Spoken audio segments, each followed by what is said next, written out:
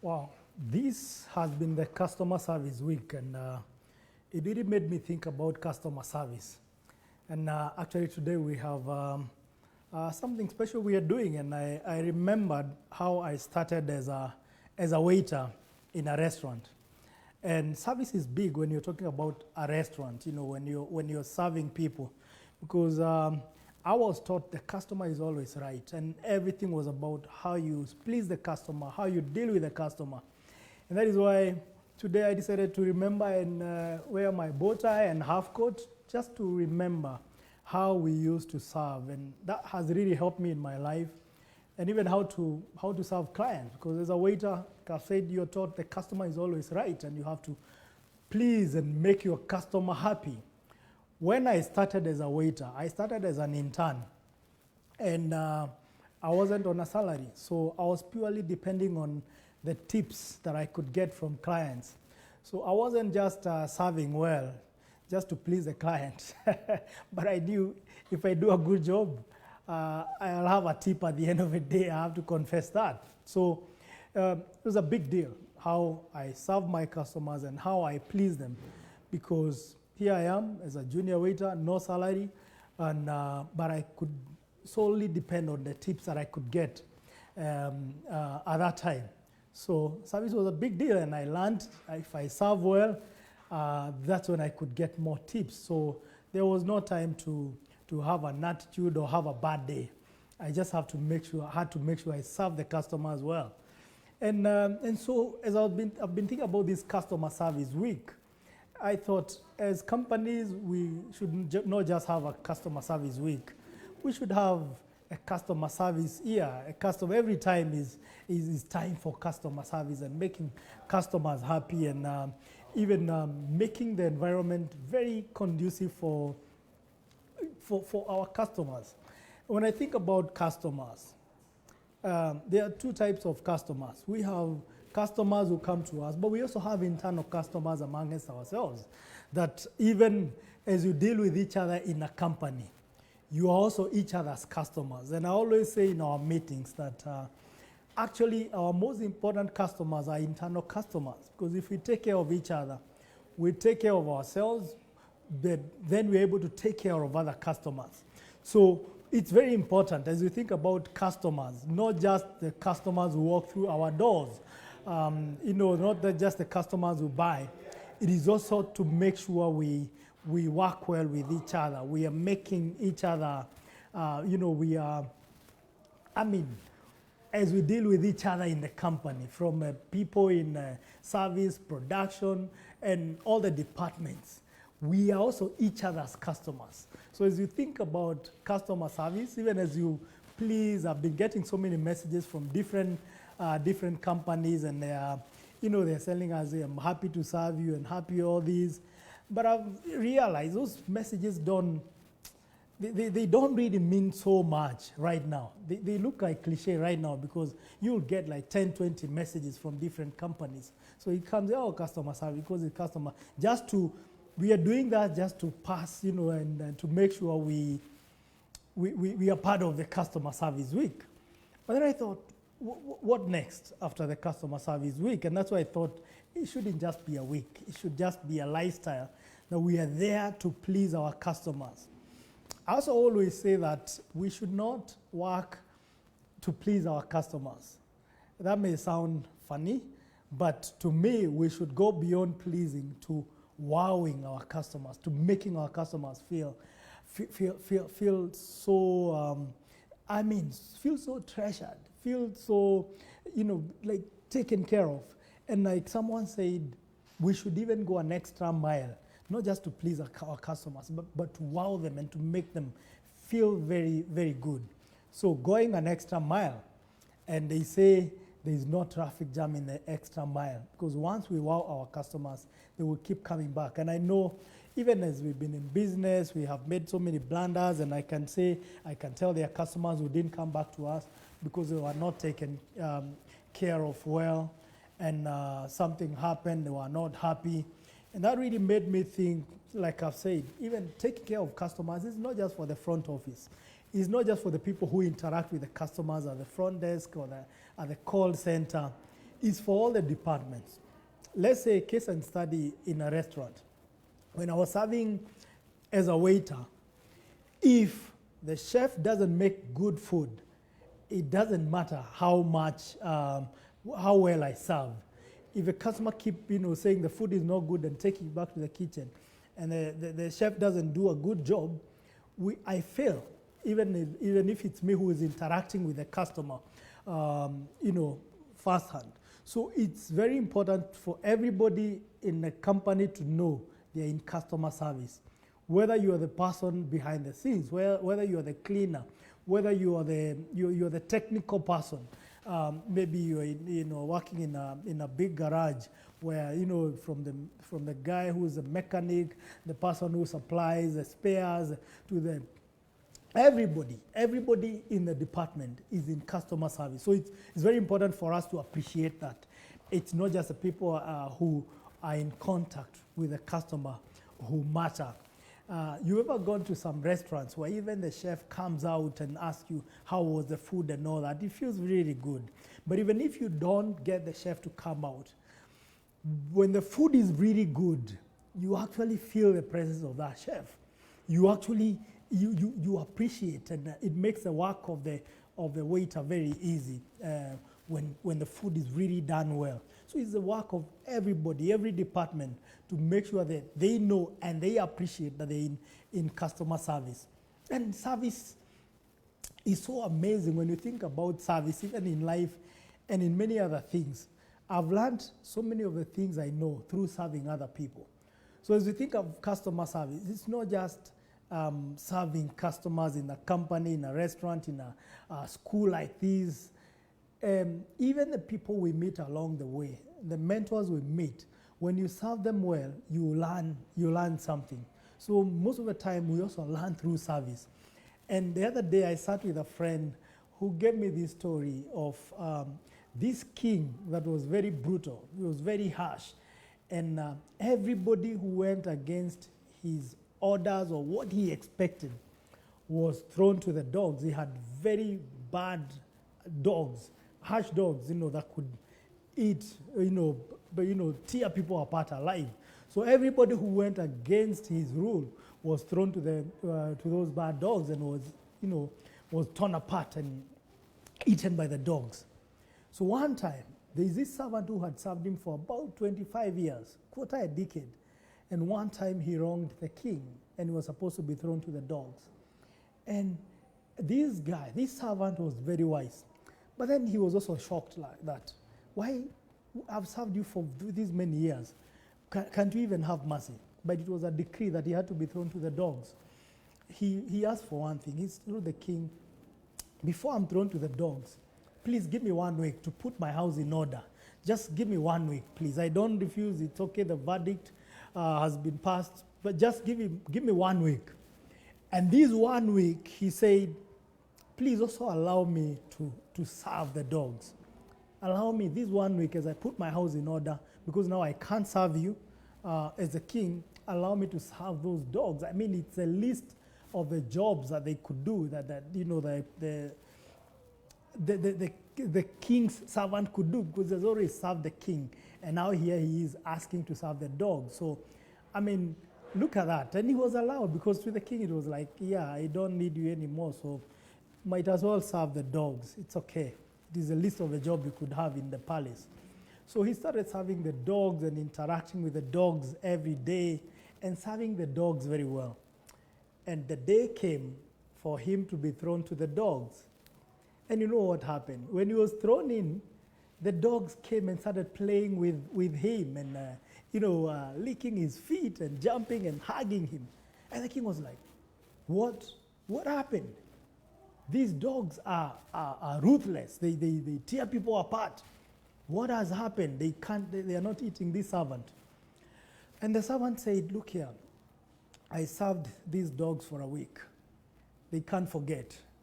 They can't forget that I've served them. So I've used that analogy to show that service is not just service to customers. It's service unto men. It's service unto the people we meet.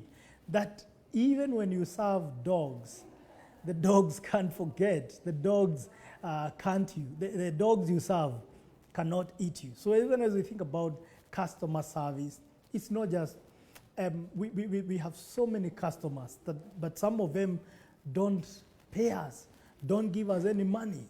Some of the payment we are supposed to get is not even money.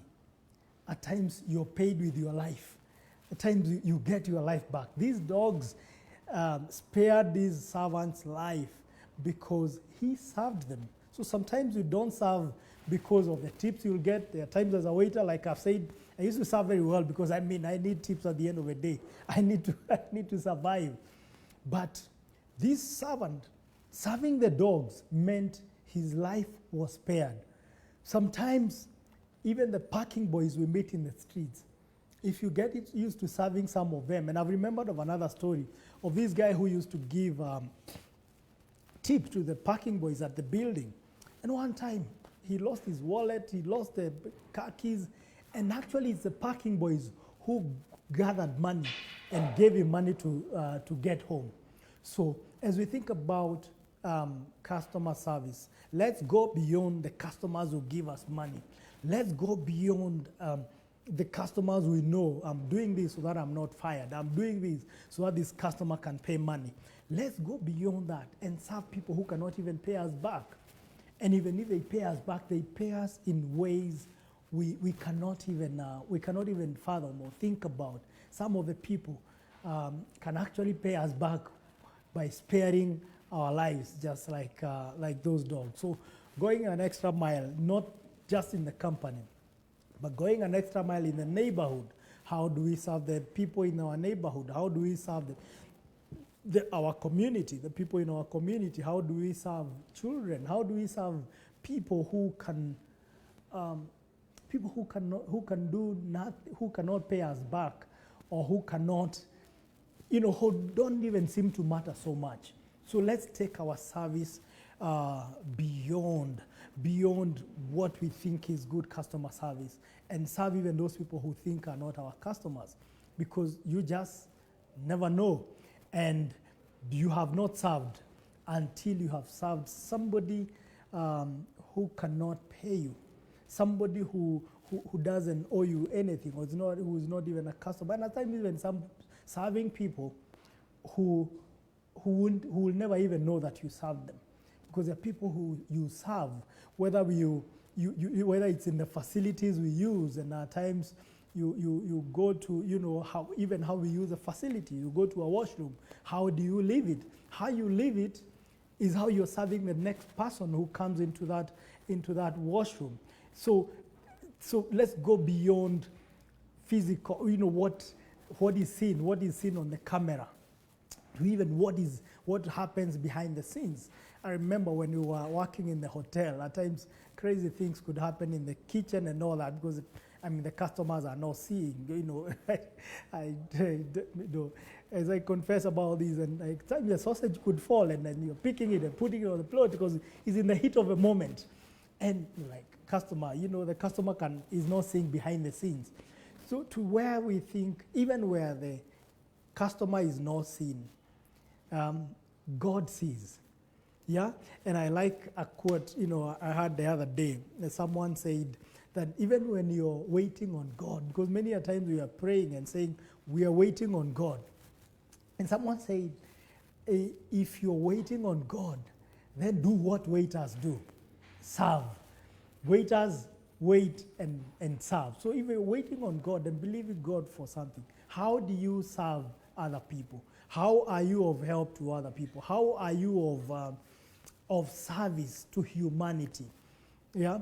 Because like I've said, as we go beyond what we do and the work we do, how are we of service to humanity and to people who cannot repair us, or who cannot do anything to us? Let us serve. When you meet that person who needs help to cross the street, that old person, when you meet this person who needs you to help them push the wheelchair, how much do you serve them? How much do you serve these people who cannot pay you back? Let's be of service, and let's go beyond let's go beyond even the workplace, but even at the workplace, let's go an extra mile where we not only serve to please, we serve to wow. We go an extra mile. We go beyond the paycheck. We go beyond the tip that you're being given, that you just want to do. You just want to serve and do something amazing for your client.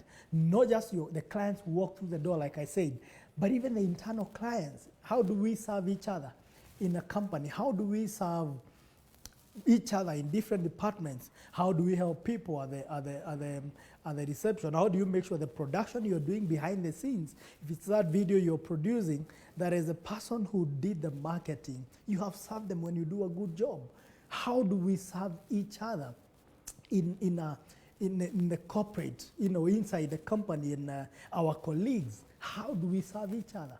That matters so much, because if we don't serve each other well, we are not able to serve other customers, the external customers well. So it's time to serve each other well. It's time to go an extra mile. It's time to serve humanity and to serve those people who cannot repay us, and even to serve, even the taking care of environment is service to the humanity that will come in future, like what Wangari Maathai said, that the nature and all that can be unforgiving. So we have to serve even the future generations. As we serve, we are not just serving for now.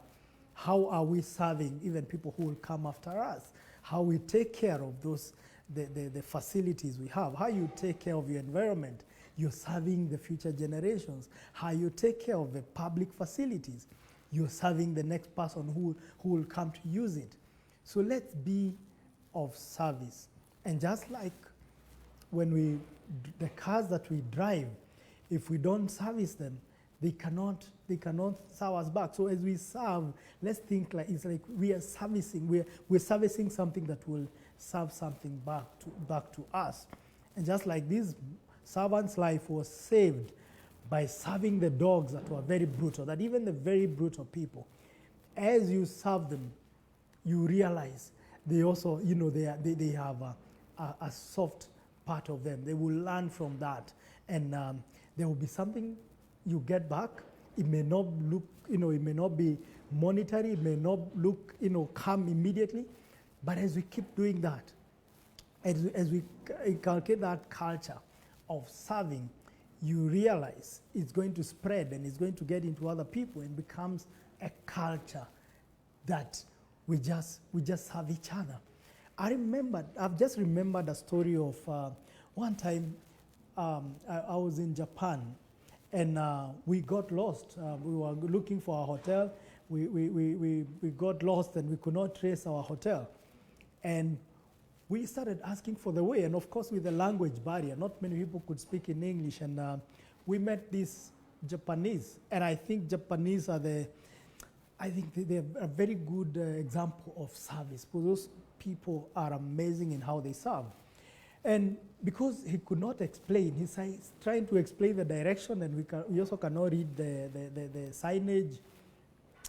He got he got restless, and he's like, me take you. He stopped going where he was going, because he was going the opposite direction. And he decided, because he can't explain to us, I'm going to take you. And he took us all the way to the hotel.